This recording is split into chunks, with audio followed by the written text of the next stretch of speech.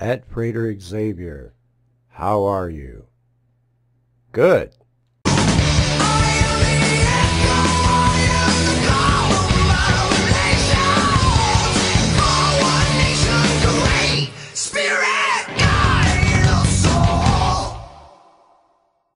Alright, as promised, we're going to be doing the Twitter edition of the Mailbag.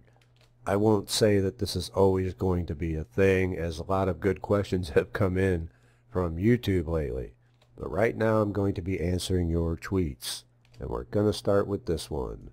Not master in what I know, nor on what I do. Everyone around me says otherwise in many life aspects, and taking such steps is frightening for me. And I do appreciate your word in this, please. Sending from the iPhone I manifested thanks to you. Well, the unknown is frightening. People fear what they don't understand. So seek first to understand and build your confidence with practice, as practice is the only road to mastery. As for those around you, well, people are really good at telling others what they can't do. You manifested an iPhone, thanks to me, in your own words, mind you. Primarily because I've told you that you could do it. And that's a large part of my success here, is telling others what they are capable of. And people are attracted to that. It's refreshing to hear that. It shows you just how rare that is in this day and age. The fact that you have manifested your intended result should alleviate a lot of those fears by showing you what you're capable of. And if you can do that, what else can you do?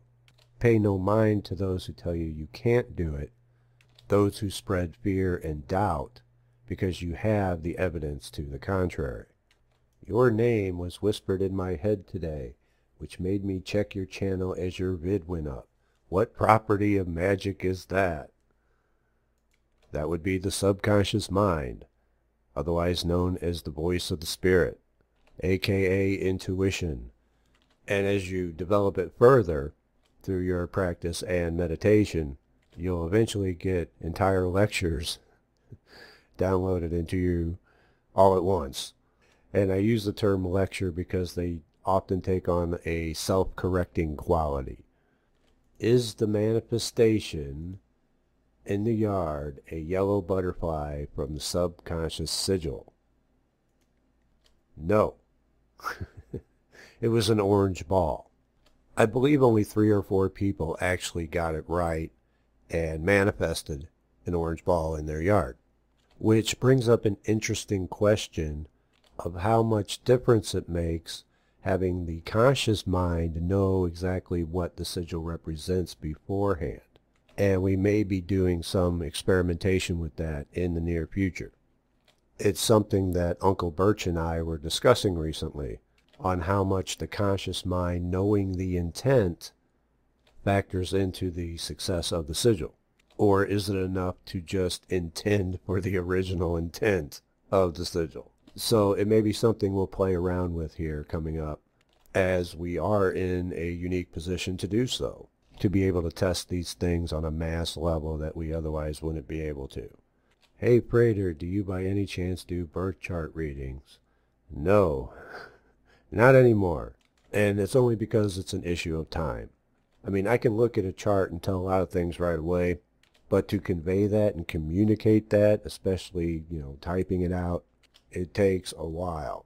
Now, there's good money in it if you got the time, but sadly, it's a matter of time that I don't have. I've made a Twitter account to ask this question.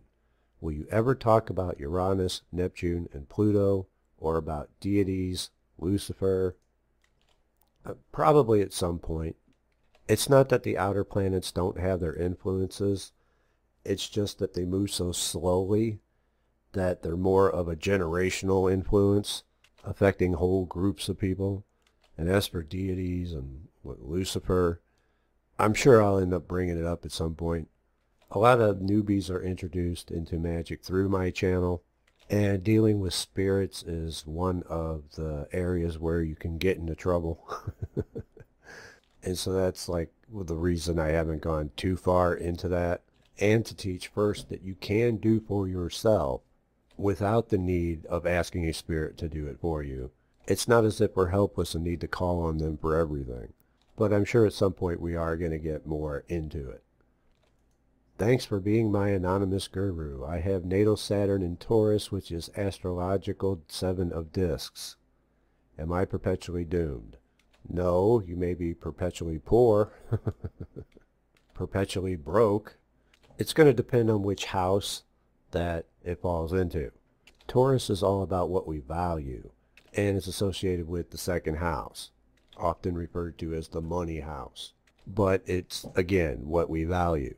Now, if you look at the 7 of Pentacles, you have a guy standing there, and he's reaped 1 pentacle off of the bush, and there's 6 more on the bush. Now look at the guy again. He looks tired, he's worn out, and he's looking at the bush, and he's thinking, damn, that's a lot of work I still got to do. And he's spending his time looking at it instead of doing it. Also notice what he's focusing on. He's focusing on that which he doesn't have yet, instead of that which he already has. It's these things that are going to hold those with Saturn and Taurus back. That's going to make them seemingly work 7 times harder for the same amount. And I can speak from experience because I have Saturn in Taurus. Now, if you learn the lessons of Saturn, honor all your contracts and obligations, put in the work instead of dicking around, do for yourself instead of waiting on others, and focus and appreciate that which you have, Saturn will often make it easier for you than other people have it later in life. I know it may seem like a grind, but if you want the pentacles from the bush, you're going to have to put in the work yourself. There's no other person standing in the card there to do it for you. I mean, what do you get when you take the slowest moving planet and place it in the slowest sign of fixed Earth, ruled by Venus, who's known to just want to take it easy and just relax? You are the proverbial tortoise in the race of the tortoise and the hare. The hare is everyone else who's way out in front of you, and so yes, it's easy to just want to give up, but slow and steady wins the race. As long as you continuously work in the direction you want to go, you will get there, and even go beyond what others can achieve. Can you tell us what you know about the Gurdjieff work and how if it relates to your practice? Thanks. Well, I can't say that he influenced me at all during my initial development, at least. More like someone I could read and agree with later, after I was already fairly accomplished, but could understand better as a result of it. But I could certainly recommend his works, sure. What if you have a temple like yours but have to move? Will that affect the energy or its effectiveness? Depends on what you're bringing with you. It's not going to affect any tools or the things that you bring along with you. You may have to work to get the new room that you're in into the vibe of things. And anything you leave behind, you should cleanse, including the room space. Smudge, asperge, deconsecrate. Otherwise you got the new people coming in and they're freaking out because they think their house is haunted. And this is more common than you may think, where magical practitioners will leave behind some charged implement or tool, and it ends up causing a bunch of havoc down the line for the new homeowners. So if you move, be responsible, cleanse the room and anything you leave behind. It may take a bit to get back into the swing of things with a new place, but you'll get there. Your items will still be charged. It's not too big of a deal. Hey FX, can we gather clues, signs from upcoming astro transits as to when our magic may manifest? Or is magic independent? Sure, you can gain clues from planetary positions, but you're better off using that information to plan when to do your operation, rather than seeking its result, because that's called lust for results. And you're engaging the left side of the brain, the conscious side of the mind, which has an annoying habit of blocking magic from manifesting. Ideally, you should perform your operation so that you don't even care whether or not it manifests by the end of it. Far better for you to plot out when to cast your magic than to try to plot out when to receive it. Leave that to the subconscious side. As I find new ways to improve, should one redo a ritual for better results? Repercussions. Well, you can if you need a different result. It's not like I just do one money ritual and that's it, no more. But if you're talking about, like, you haven't gotten a result yet and you want to redo it, well, now you're bringing self-doubt into the equation, like it wasn't good enough.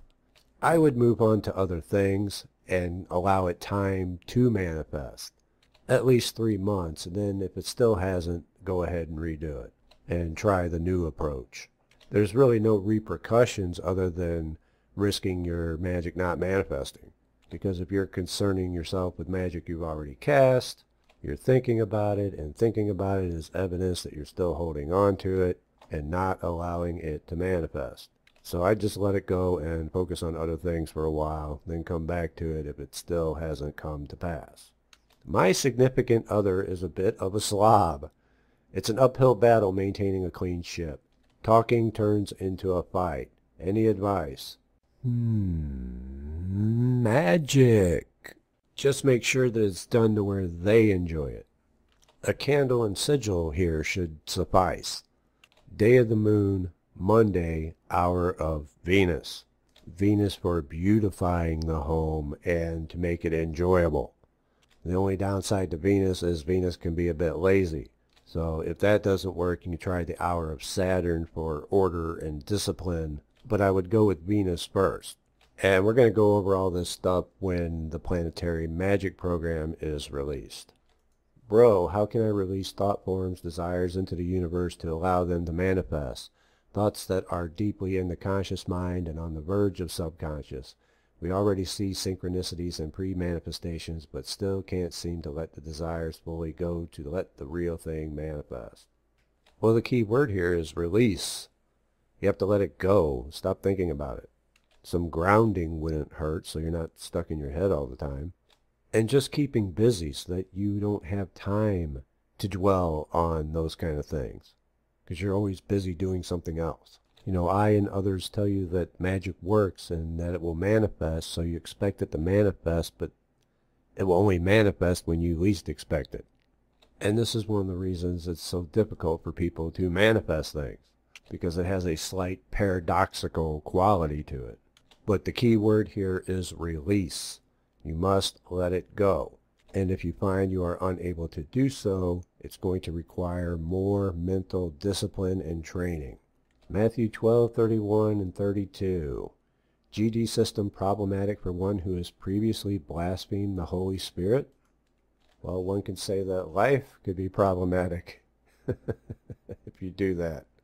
Why the GD system specifically? I wouldn't say so. I have a question. I have obtained some grimoires, books of Moses, Black Pullet, Book of Power. Should I have them? Well, having them is fine, but you probably should refrain from using them if you had to ask that question.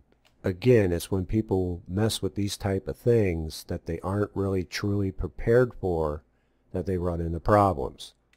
So if you had to ask that question, I would say no, as it implies that you are not prepared. So that's all the time we have for questions today. I'd like to thank everyone who sent them in on Twitter. I appreciate them all and hope that I have been of some help in answering them.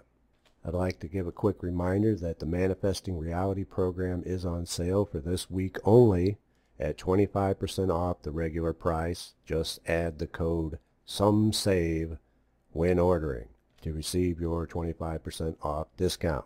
Before I go, I'd like to share another tweet, a fan pic of sorts by these two beauties. Neophyte magical model ritual tonight, as within, so without. Hashtag dramatic, hashtag subconscious mind. And you can see they have a copy of Kabbalah, Magick, and the Great Work of Self-Transformation by Liam Thomas Christopher. And they're covered in body paint, which is intriguing. Very cool. Keep up the great work, ladies. Pun totally intended. And I will see you all next time. Take care.